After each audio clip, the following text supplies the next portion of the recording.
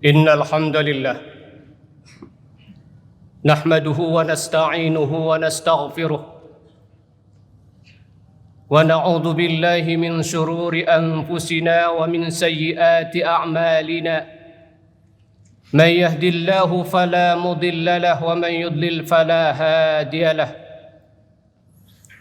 أشهد أن لا إله إلا الله وحده لا شريك له وأشهد أن سيدنا ونبينا محمدا عبده ورسوله لا نبي بعده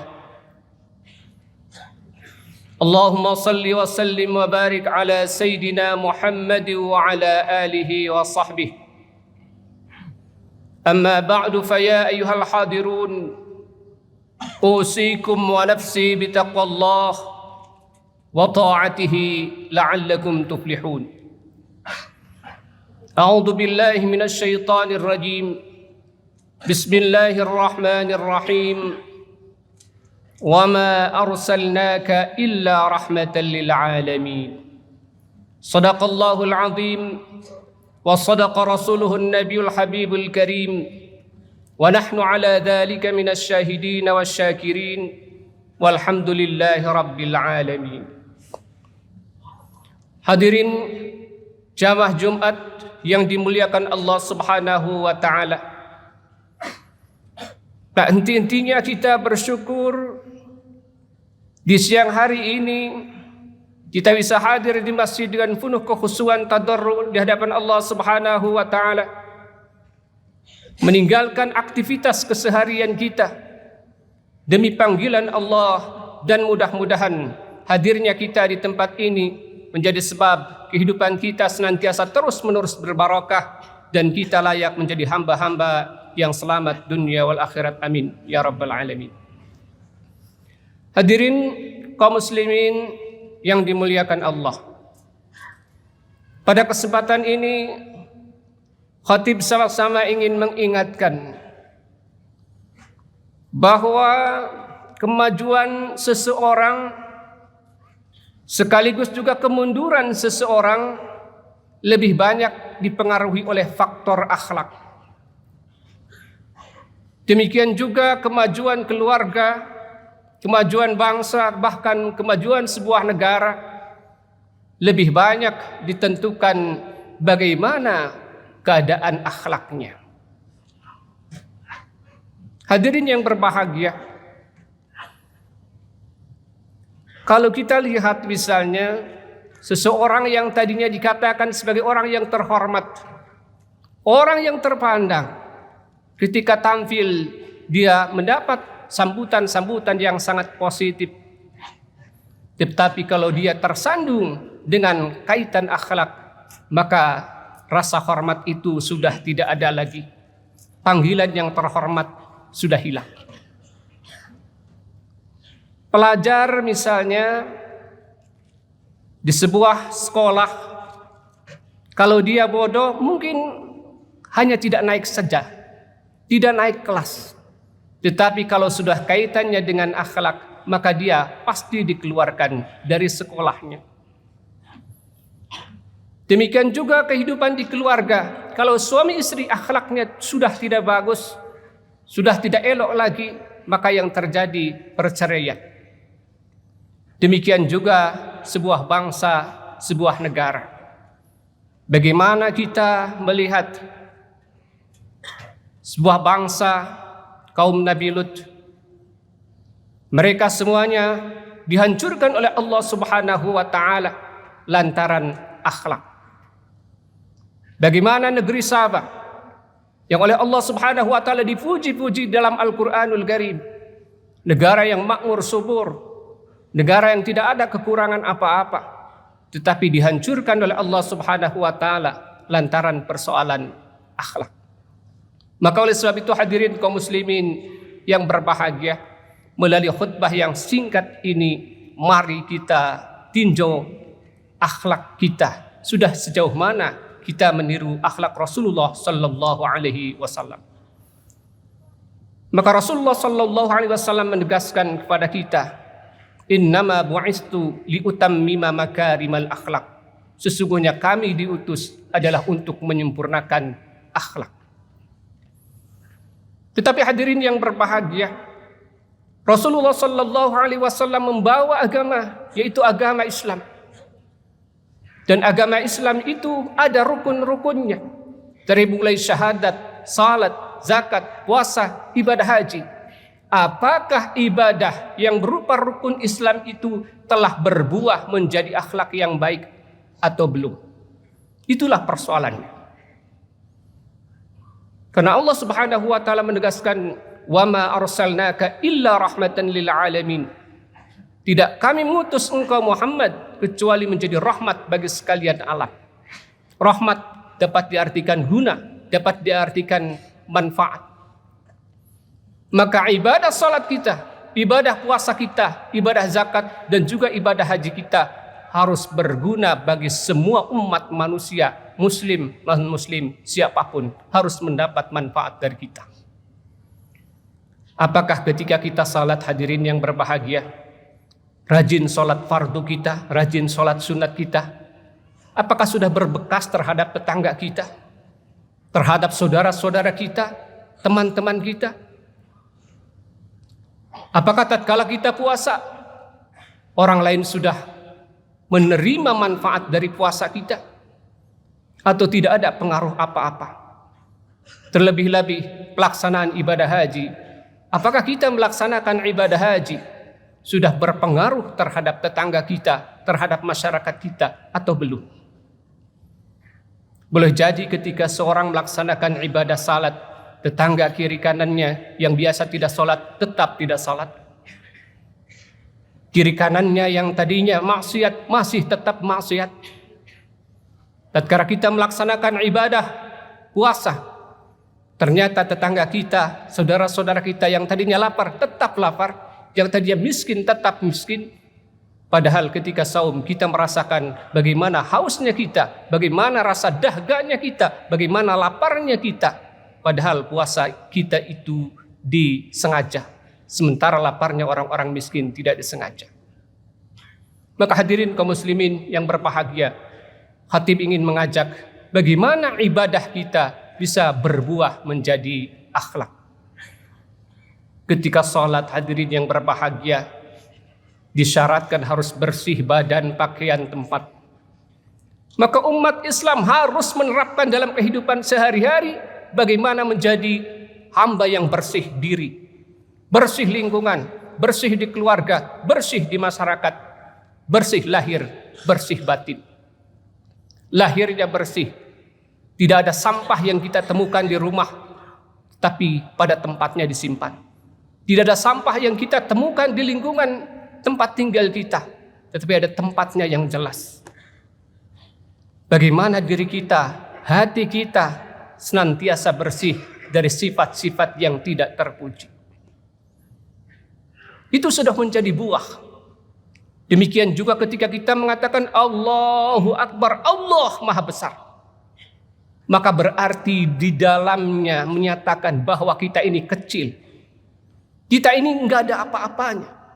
Maka dalam kehidupan sehari-hari, orang yang salatnya betul, kalimat Allahu Akbarnya terhunjam ke dalam jiwa, maka akan menjadi hamba-hamba Allah yang tawadhu, rendah hati, menghargai siapapun, pendapat sekalipun berbeda, menghormati, mengasihani, menyayangi. Tidak ada saudara-saudara kita yang tersakiti baik oleh lisan atau tangan kita. Hadirin kaum muslimin yang berbahagia, tatkala kita melaksanakan ibadah zakat, boleh jadi yang diberi hanya beberapa orang saja. Bahkan bisa jadi kalau zakat fitrah hanya beberapa kilo dari makanan pokok, hanya cukup 1 hari, 2 hari, 3 hari, kesalahannya sudah tidak ada lagi. Tetapi harusnya manjang, berkelanjutan. Tidak ada tetangga kita yang kesulitan. Tidak ada tetangga kita yang merasa susah dalam kehidupan makanan pokok. Terlebih-lebih orang yang memiliki kekuasaan, maka di situ harus penuh perhatian karena sudah dilatih dengan kewajiban zakat. Demikian juga kewajiban puasa. Tatkala kita lapar, tatkala kita dahaga, maka disitulah ada orang-orang lain yang lebih lapar dan lebih dahaga dari kita, karena mereka lapar dan dahaganya tidak disengaja. Sementara kita yang berpuasa sudah dipersiapkan bagaimana cara berbuka dan makannya. Terlebih-lebih hadirin dalam pelaksanaan ibadah haji, berkorban tenaga, berkorban waktu, berkorban harta kekayaan. Apa kira-kira efeknya, pengaruhnya, manfaatnya bagi lingkungan kita? Itu bisa menjadi akhlak, bisa berbuah kalau sudah diterapkan nilai-nilai pelaksanaan ibadah haji, nilai-nilai talbiyah. Innal hamda, segala puji, wan ni'mata, semua kenikmatan, laka, milik Allah Subhanahu wa taala. Demikian wal mulk, kerajaan, kekuasaan, itu semuanya milik Allah Subhanahu wa taala. Maka kalau orang sudah menerapkan nilai-nilai haji, pulang ke tanah air menjadi apapun, dia akan berbuat baik sebaik-baiknya. Kalau dia menjadi pejabat, dia akan menjadi hamba-hamba Allah yang adil. Kenapa? Karena sudah mengatakan wal mulkalaka, kekuasaan, kerajaan, detail, jabatan milik Allah Subhanahu wa taala. Kalau sudah mengatakan milik Allah, Allah menyuruh untuk berbuat adil, sementara dia tidak melakukan keadilan, maka dia telah berbohong. Dia akan berbuat seadil-adilnya. Akan ditanya, kullukum ra'in wa kullukum mas'ulun an ra'iyyati. Setiap orang akan ditanya, dan akan ditanya pula tentang tanggung jawabnya dalam kehidupan sehari-hari, terlebih-lebih orang yang memiliki tanggung jawab terhadap orang lain. Wa ni'mata, semua kenikmatan milik Allah. Nikmat bukan terletak pada makanan. Karena orang yang sakit makan pasti tidak enak. Kenikmatan bukan melihat pemandangan yang indah-indah dengan biaya yang mahal, kita tuju dengan berbagai macam alat transportasi. Bukan itu. Karena orang yang tidak bisa melihat, pandangan lahirnya tidak bisa melihat keindahan, keindahan itu tidak ada. Keindahan, kenikmatan, semuanya milik Allah Subhanahu wa ta'ala. Maka semuanya akan difokuskan untuk mencapai keridhaan Allah Subhanahu wa ta'ala. Hadirin kaum muslimin yang dimuliakan Allah Subhanahu wa ta'ala, kalau kita ibaratkan sebuah pohon, maka keimanan merupakan akar yang kokoh. Kemudian batang dan tangkai merupakan Islam kita. Sementara buahnya adalah ihsan, akhlak dalam kehidupan sehari-hari kita. Jangan biarkan pohonnya kerontang tanpa berbuah. Jangan biarkan tangkainya, batangnya itu layu, tidak memberikan manfaat kepada orang lain. Tetapi hadirin, mari kita evaluasi, mari kita sama-sama tingkatkan agar keimanan kita menjadi keimanan yang kokoh, keimanan yang kuat. Keislaman kita berdua merupakan keislaman yang sangat hebat. Kemudian akhlak kita merupakan akhlak yang sangat memberikan manfaat kepada orang lain, sehingga sangat terasa apa yang dikatakan oleh Allah Subhanahu wa taala, wa ma arsalnaka illa rahmatan lil alamin. Islam betul-betul menjadi rahmat bagi sekalian alam. Barakallahu li wa lakum fil Qur'anil azim wa nafa'ni wa iyyakum bima fihi minal ayati wadh-dhikril hakim, innahu huwal ghafurur rahim.